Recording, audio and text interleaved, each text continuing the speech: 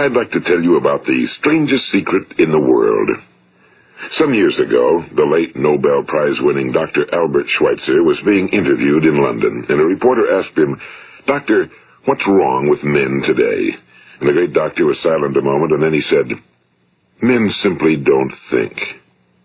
It's about this that I want to talk with you. We live today in a golden age. This is an era that man has looked forward to, dreamed of, and worked toward for thousands of years.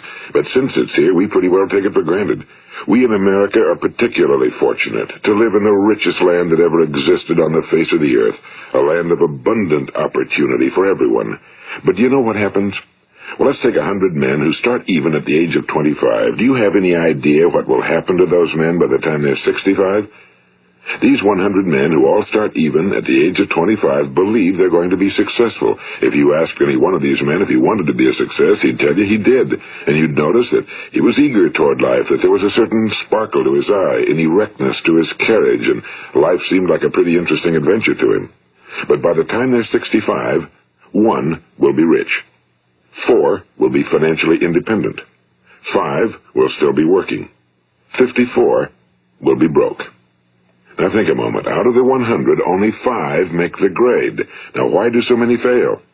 What has happened to the sparkle that was there when they were 25? What's become of the dreams, the hopes, the plans? And why is there such a large disparity between what these men intended to do and what they actually accomplished? When we say about 5% achieve success, we have to define success. And here's the best definition I've ever been able to find. Success is the progressive realization of a worthy ideal. If a man is working toward a predetermined goal and knows where he's going, that man is a success. If he's not doing that, he's a failure. Success is the progressive realization of a worthy ideal. Rollo May, the distinguished psychiatrist, wrote a wonderful book called Man's Search for Himself. And in this book he says, the opposite of courage in our society is not cowardice. It is conformity. And there you have the trouble today. It's conformity, people acting like everyone else without knowing why, without knowing where they're going. Now think of it. In America right now, there are over 18 million people 65 years of age and older.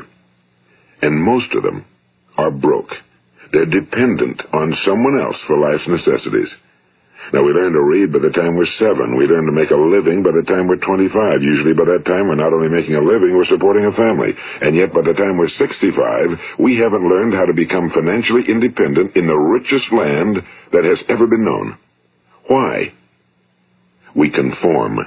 And the trouble is that we're acting like the wrong percentage group, the 95 who don't succeed. Now, why do these people conform? Well, they really don't know. These people believe that their lives are shaped by circumstances, by things that happen to them, by exterior forces. They're outer-directed people.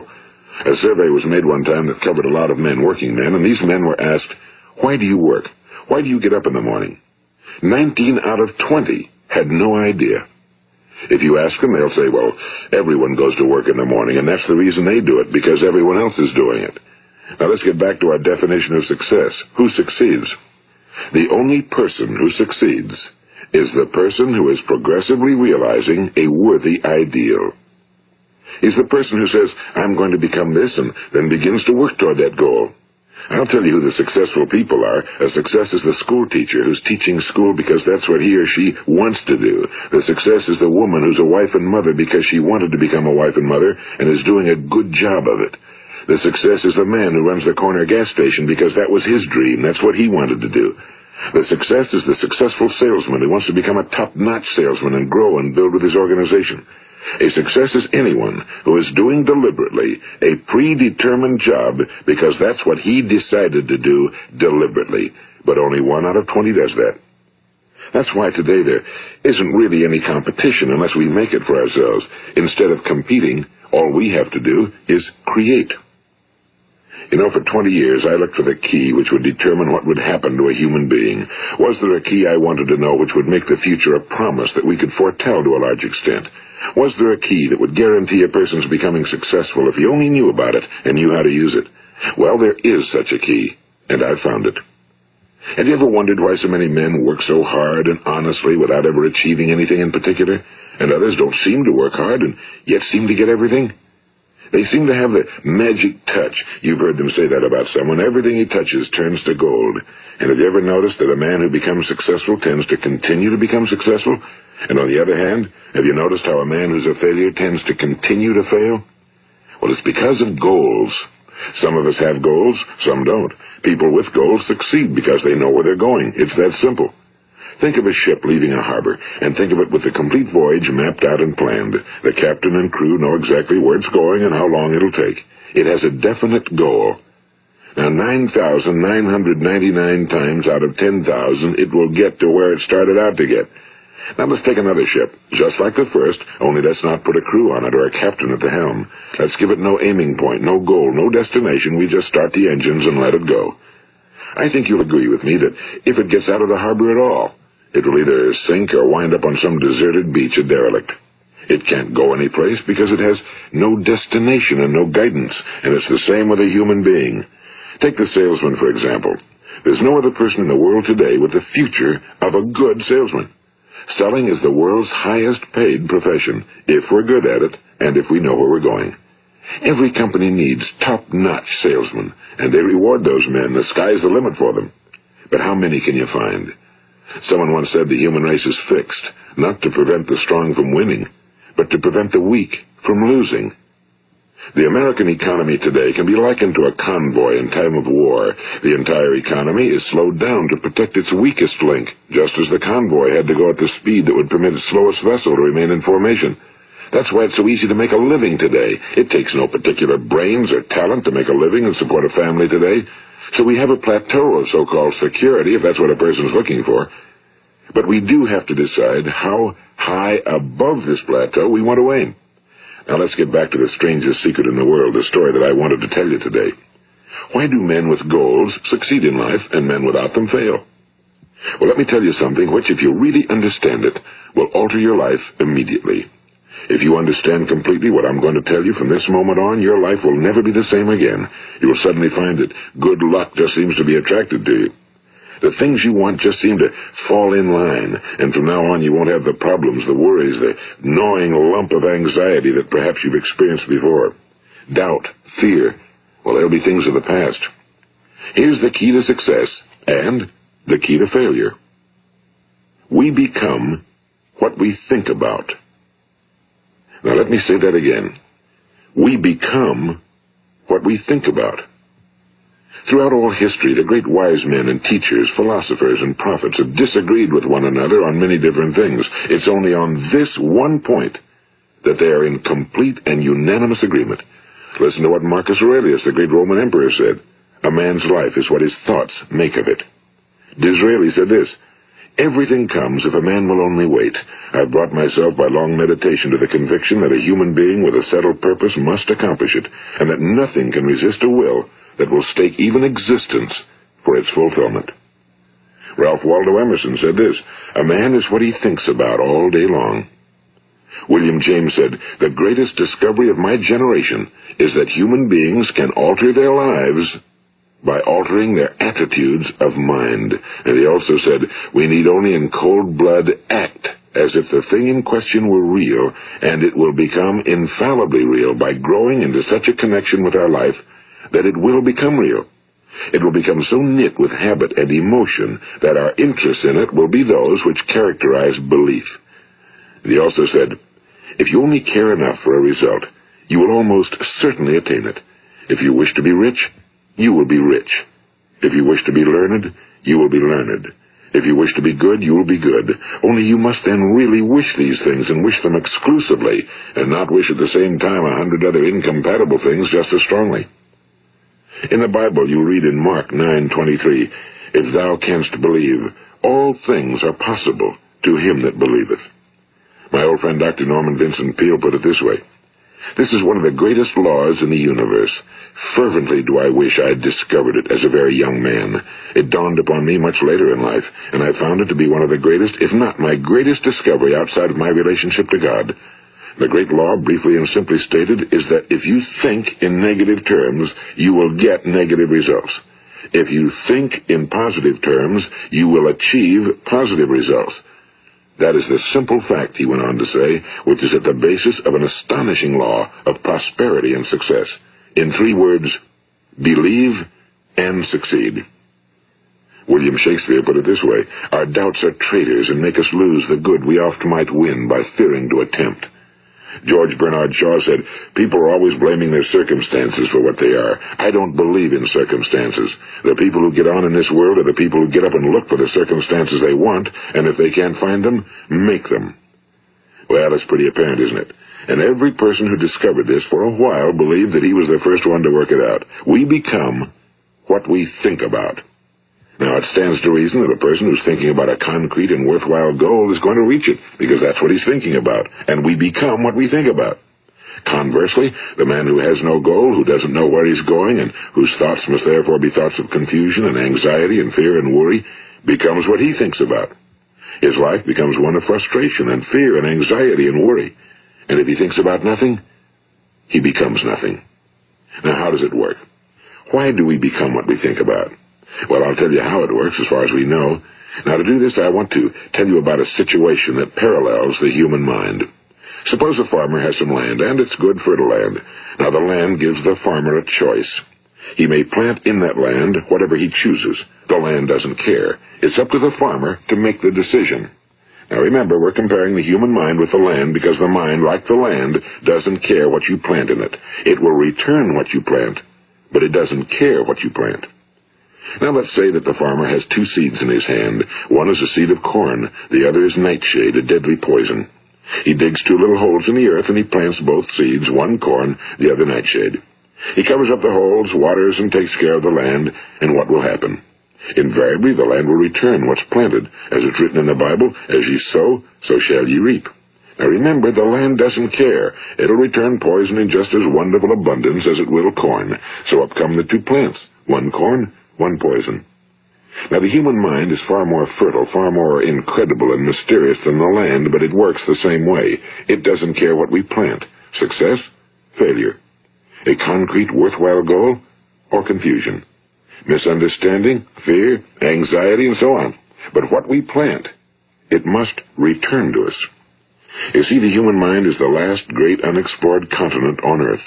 It contains riches beyond our wildest dreams. It will return anything we want to plant. Now, you might say, well, if that's true, why don't people use their minds more? Well, I think they figured out an answer to that one, too. Our mind comes as standard equipment at birth. It's free, and things that are given to us for nothing we place little value on. Things that we pay money for, we value. The paradox is that exactly the reverse is true. Everything that's really worthwhile in life came to us free. Our minds, our souls, our bodies, our hopes, our dreams, our ambitions, our intelligence, our love of family and children and friends and country, all these priceless possessions are free. But the things that cost us money are actually very cheap and can be replaced at any time. A good man can be completely wiped out and make another fortune. He can do that several times. Even if our home burns down, we can rebuild it. But the things we got for nothing, we can never replace. The human mind isn't used because we take it for granted. Familiarity breeds contempt. It can do any kind of job we assign to it, but generally speaking, we use it for little jobs instead of big, important ones. Universities have proved that most of us are operating on about 10% or less of our abilities. So decide now, what is it you want? Plant your goal in your mind. It's the most important decision you'll ever make in your entire life. What is it you want? Do you want to be an outstanding salesman? A better worker at your particular job? Do you want to go places in your company? In your community? Do you want to get rich? All you've got to do is plant that seed in your mind, care for it, work steadily toward your goal, and it will become a reality. It not only will, there's no way that it cannot. You see, that's a law, like the laws of Sir Isaac Newton, the laws of gravity. If you get on top of a building and jump off, you'll always go down. You'll never go up, and it's the same with all the other laws of nature. They always work. They're inflexible. Think about your goal in a relaxed, positive way. Picture yourself in your mind's eye as having already achieved this goal. See yourself doing the things you will be doing when you've reached your goal. Ours has been called the phenobarbital age, the age of ulcers and nervous breakdowns and tranquilizers. At a time when medical research has raised us to a new plateau of good health and longevity, far too many of us worry ourselves into an early grave trying to cope with things in our own little personal ways without learning a few great laws that will take care of everything for us.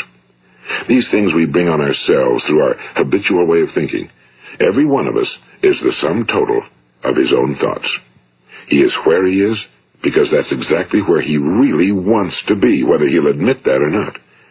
Each of us must live off the fruit of his thoughts in the future, because what you think today and tomorrow, next month and next year, will mold your life and determine your future. You're guided by your mind. I remember one time I was driving through eastern Arizona, and I saw one of those giant earth-moving machines roaring along the road at about 35 miles an hour with what looked like 30 tons of dirt in it, a tremendous, incredible machine, and there was a little man perched way up on top with the wheel in his hands guiding it. And as I drove along, I was struck by the similarity of that machine to the human mind. Just suppose you're sitting at the controls of such a vast source of energy. Are you going to sit back and fold your arms and let it run itself into a ditch? Or are you going to keep both hands firmly on the wheel and control and direct this power to a specific, worthwhile purpose? It's up to you. You're in the driver's seat. You see, the very law that gives us success is a two-edged sword. We must control our thinking. The same rule that can lead a man to a life of success, wealth, happiness, and all the things he ever dreamed of for himself and his family. That very same law can lead him into the gutter. It's all in how he uses it, for good or for bad. This is the strangest secret in the world. Now, why do I say it's strange, and why do I call it a secret? Actually, it isn't a secret at all. It was first promulgated by some of the earliest wise men, and it appears again and again throughout the Bible, but very few people have learned it, understand it. That's why it's strange, and why for some equally strange reason it virtually remains a secret. I believe that you could go out and walk down the main street of your town and ask one man after another what the secret of success is, and you probably wouldn't run into one man in a month who could tell you. Now, this information is enormously valuable to us if we really understand it and apply it. It's valuable to us not only for our own lives, but the lives of those around us, our families, employees, associates, and friends. Life should be an exciting adventure. It should never be a bore. A man should live fully, be alive. He should be glad to get out of bed in the morning. He should be doing a job he likes to do because he does it well. One time I heard Grove Patterson, the great late editor-in-chief of the Toledo Daily Blade, make a speech, and as he concluded his speech, he said something I've never forgotten. He said, "My years in the newspaper business have convinced me of several things. Among them, that people are basically good, and that we came from someplace, and we're going someplace. So we should make our time here an exciting adventure. The architect of the universe didn't build a stairway leading nowhere." And the greatest teacher of all, the carpenter from the plains of Galilee, gave us the secret time and time again. As ye believe, so shall it be done unto you. I've explained the strangest secret in the world and how it works. Now, on this side, I want to explain how you can prove to yourself the enormous returns possible in your own life by putting this secret to a practical test. I want you to make a test that will last 30 days.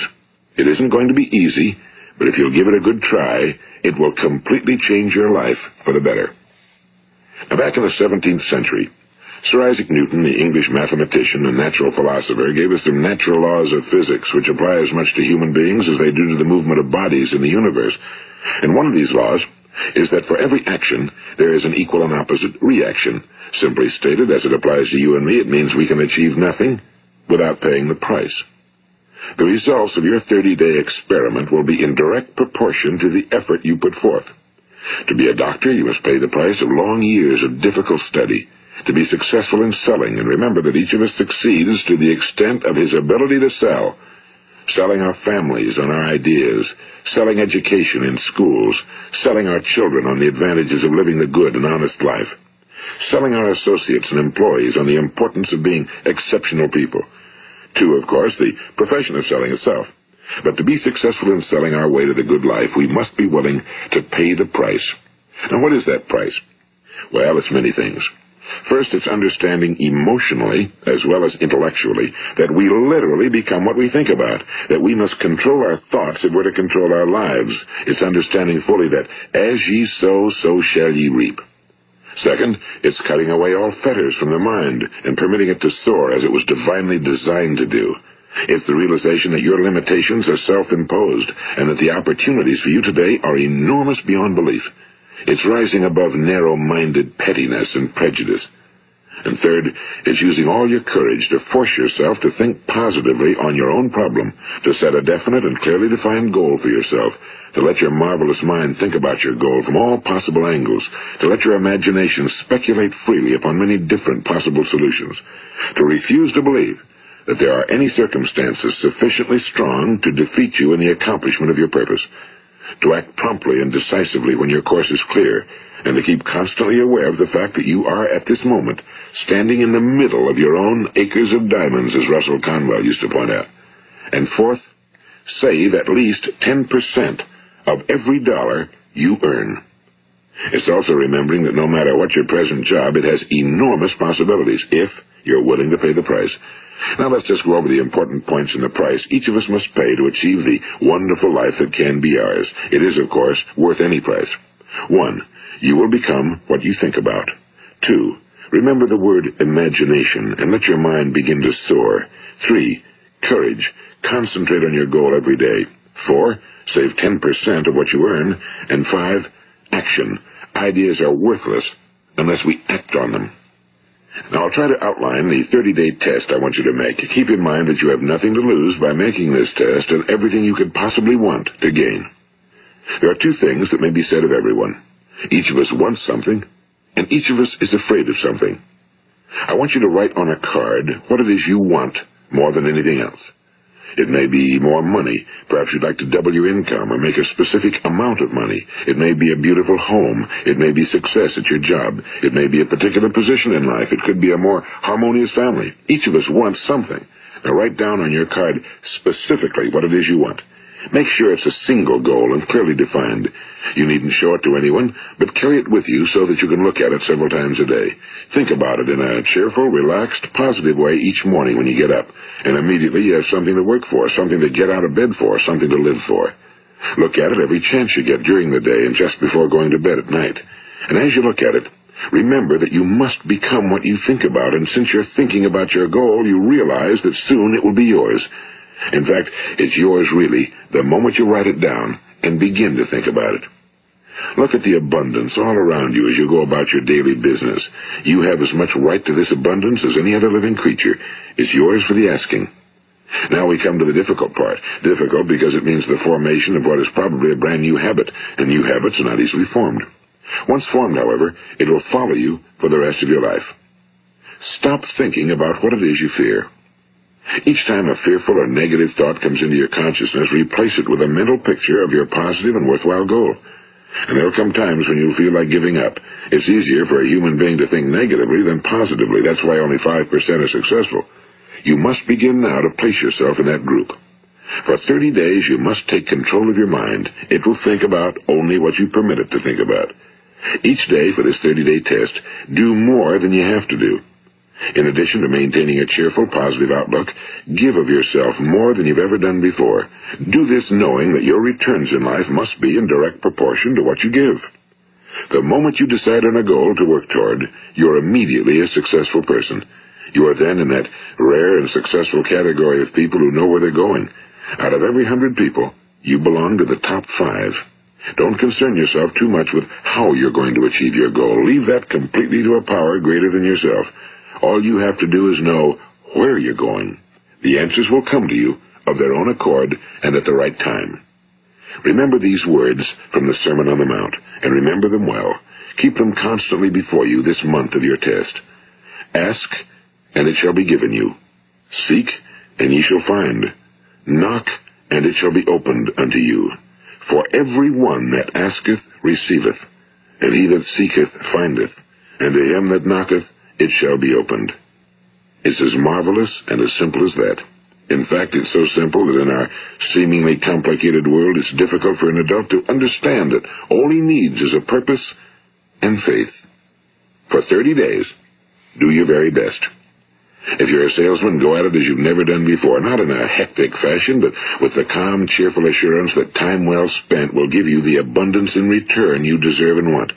If you're a homemaker, devote your 30-day test to completely giving of yourself without thinking about receiving anything in return, and you'll be amazed at the difference it makes in your life.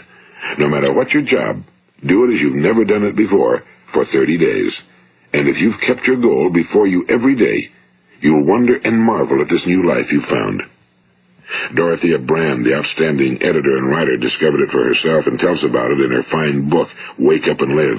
Her entire philosophy is reduced to the words, act as though it were impossible to fail. She made her own test with sincerity and faith, and her entire life was changed to one of overwhelming success. Now, you make your test for 30 full days. Don't start your test until you've made up your mind to stick with it. You see, by being persistent, you're demonstrating faith. Persistence is simply another word for faith. If you didn't have faith, you'd never persist. If you should fail during your first 30 days, by that I mean suddenly find yourself overwhelmed by negative thoughts, you've got to start over again from that point and go 30 more days. Gradually, your new habit will form until you find yourself one of that wonderful minority to whom virtually nothing is impossible. And don't forget the card. It's vitally important as you begin this new way of living. On one side of the card, write your goal, whatever it may be. On the other side, write the words we've quoted from the Sermon on the Mount. Ask, and it shall be given you. Seek, and ye shall find. Knock, and it shall be opened unto you. Nothing great was ever accomplished without inspiration. See that during these crucial first 30 days, your own inspiration is kept at a peak. And above all, don't worry. Worry brings fear, and fear is crippling. The only thing that can cause you to worry during your test is trying to do it all yourself. Know that all you have to do is hold your goal before you. Everything else will take care of itself. Remember also to keep calm and cheerful. Don't let petty things annoy you and get you off course. Now, since making this test is difficult, some will say, why should I bother? Well, look at the alternative. No one wants to be a failure. No one really wants to be a mediocre individual. No one wants a life constantly filled with worry and fear and frustration. Therefore, remember that you must reap that which you sow. If you sow negative thoughts, your life will be filled with negative things. If you sow positive thoughts, your life will be cheerful, successful, and positive. Now, gradually, you will have a tendency to forget what you've heard on this recording. Play it often.